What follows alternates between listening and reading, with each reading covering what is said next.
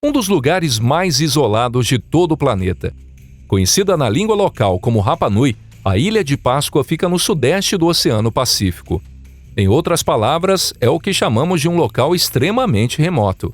Daqui até a costa continental do Chile são 3.700 quilômetros, e até a ilha habitada mais próxima ainda são 2.000 quilômetros.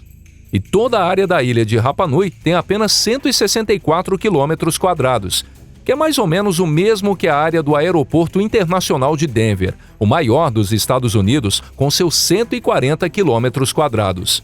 Olá pessoal, bem-vindos ao nosso canal. Até hoje ninguém sabe ao certo como ou com que propósito foram esculpidas tantas estátuas enormes, com vários metros de altura e toneladas de peso, nesse pedacinho de terra tão minúsculo e tão distante do continente. Nem como elas foram colocadas de pé, com métodos que até hoje permanecem um mistério. E quando adicionamos a isso o enigma das inscrições Rongo Rongo, um sistema de escrita cuja origem também é completamente desconhecida, aí dá para entender por que surgiram tantas teorias diferentes tentando explicar tudo isso. Aliás, algumas dessas teorias chegam até a sugerir que a participação de seres extraterrestres não pode ser descartada. Você está no canal Pipa e eu sou o Deluca. Então, hora de embarcar na nossa viagem de hoje.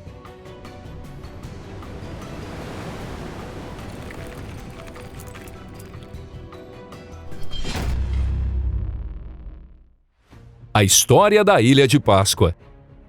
Mas antes de mergulharmos nessas teorias, precisamos fazer uma breve viagem pela história do povoamento da Ilha de Páscoa. De acordo com arqueólogos e antropólogos, os primeiros habitantes se estabeleceram ali entre os anos 800 e 1200 da nossa era.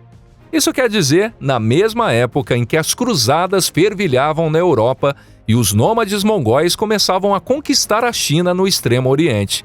É claro que do lado da Polinésia, ninguém fazia a menor ideia desses acontecimentos. Para eles, o centro do mundo era formado pelas ilhas espalhadas pelo imenso Oceano Pacífico. E foi provavelmente com o desejo de expandir seus próprios horizontes que os habitantes das Ilhas Marquesas decidiram embarcar em enormes canoas e zarpar em uma jornada de cerca de 4.000 quilômetros até a Ilha de Páscoa. Hoje em dia, esse mesmo trajeto leva em torno de 7 horas de voo, saindo da costa chilena até o aeroporto da ilha. Mas imagine fazer esse percurso de canoa. É bem provável que a viagem levasse meses ou até anos. Agora pense, os primeiros polinésios que chegaram à ilha jamais imaginariam que séculos depois seriam tratados como uma tribo primitiva. Isso porque, na época, eles dominavam técnicas avançadas de navegação baseadas nas estrelas, além de possuírem uma cultura altamente desenvolvida, capaz de unificar diferentes povos do Pacífico. Por vários séculos, essa sociedade floresceu isoladamente nesse ponto remoto do mundo, cultivando uma cultura única. E por ser tão diferente de todas as outras civilizações do planeta, muita gente passou a acreditar que essa cultura só poderia ter surgido com a ajuda de alienígenas. Como dizem alguns, ora, em nenhum outro lugar do mundo se viu esse tipo de devoção aos moais. Os moais são as colossais estátuas de pedra esculpidas pelos habitantes da ilha, usando uma rocha vulcânica chamada tufo, extraída do vulcão Rano Haraku. Mas pense bem, se um povo completamente isolado do resto do mundo tivesse seguido as modas e tendências culturais da época, isso sim não seria ainda mais estranho? Foi nesse cenário que no ano de 1722 chegaram homens de pele pálida a bordo de um imenso navio à vela. Esses homens eram os europeus. Naquela época a ilha tinha por volta de 10.000 habitantes, mas em meados do século XIX restavam apenas algumas centenas. Algo parecido, embora em escala bem menor, com o que aconteceu antes com a conquista do continente americano pelos conquistadores espanhóis ou com a invasão da Europa Oriental pelos mongóis e tártaros. Ao mesmo tempo, fatores tão internos quanto externos começaram a agir contra o povo da ilha. Um dos principais fatores internos foi a devastação ambiental causada pelo desmatamento das florestas de palmeiras da ilha. As palmeiras eram utilizadas pelos habitantes como meio de transporte para mover as estátuas de pedra. Outro fator importante foi o surgimento de conflitos tribais, causados pela transição do culto aos moais para a adoração do homem-pássaro. A esses problemas internos somaram-se forças externas ainda mais destrutivas. Estamos falando da colonização europeia. Quando os europeus começaram a aparecer na ilha, os missionários chegaram logo em seguida, promovendo um trabalho de conversão intensa e tratando os ídolos pagãos como inimigos a serem combatidos. E o pior aconteceu na década de 1860, quando traficantes de escravos vindos do Peru capturaram mais da metade da população da ilha, homens e mulheres saudáveis, e os levaram à força para trabalhos forçados. Como se não bastasse, epidemias trazidas da Europa atingiram a ilha logo depois, agravando ainda mais a tragédia. Os nativos simplesmente não tinham qualquer imunidade contra essas doenças estrangeiras. Com o tempo, a vida na ilha foi sendo pouco a pouco engolida pela maré da civilização moderna. A partir de 1888, a Ilha de Páscoa passou oficialmente a fazer parte do território chileno, com o status especial de autonomia. Hoje, a ilha tem cerca de 8.000 habitantes e aproximadamente 40% deles têm raízes polinésias. Em 1967 foi inaugurado o único aeroporto da ilha, o Aeroporto Internacional Mataveri, com voos regulares entre o Chile e o Tahiti.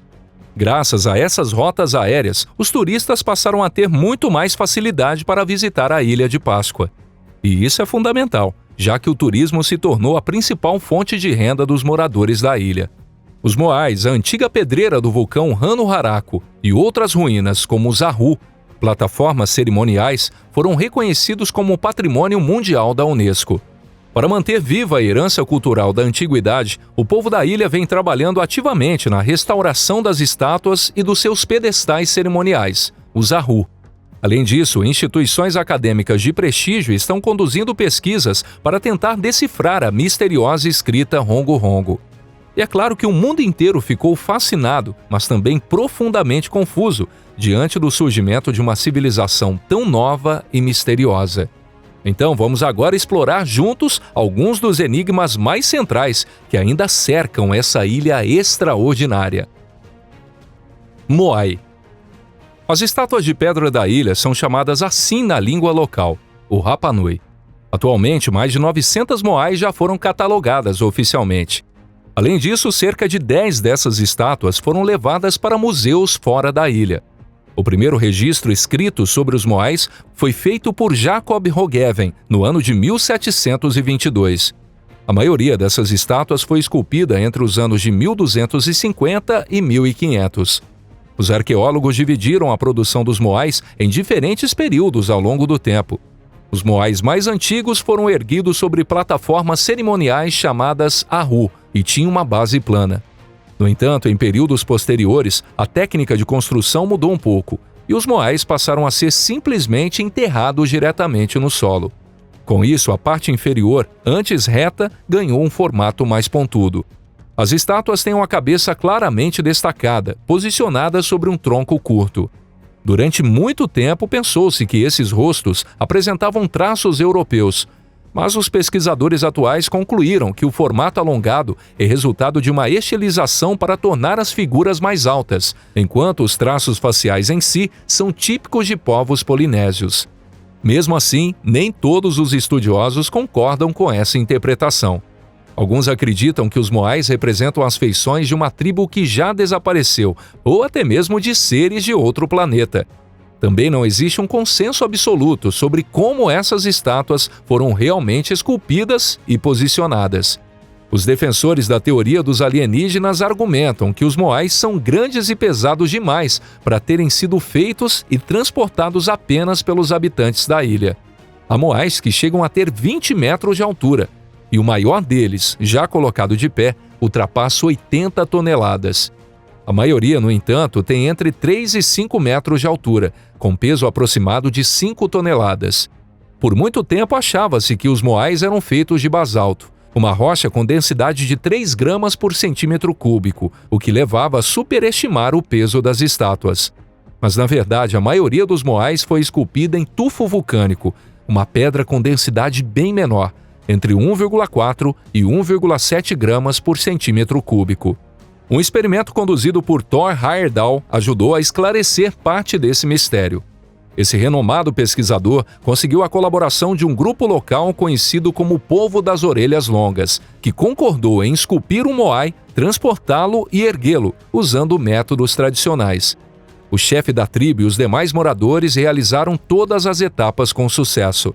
Primeiro, deitaram uma estátua de 12 toneladas e, com ferramentas simples feitas de pedras e troncos cuidadosamente preparados, conseguiram erguê-la. Mas o mais curioso foi a resposta do chefe da tribo quando Thor lhe perguntou por que nunca haviam contado esse método aos pesquisadores anteriores.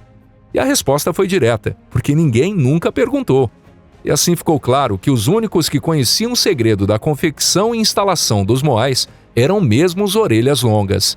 Um conhecimento precioso que vinha sendo transmitido oralmente de geração em geração. A teoria dos moais alienígenas.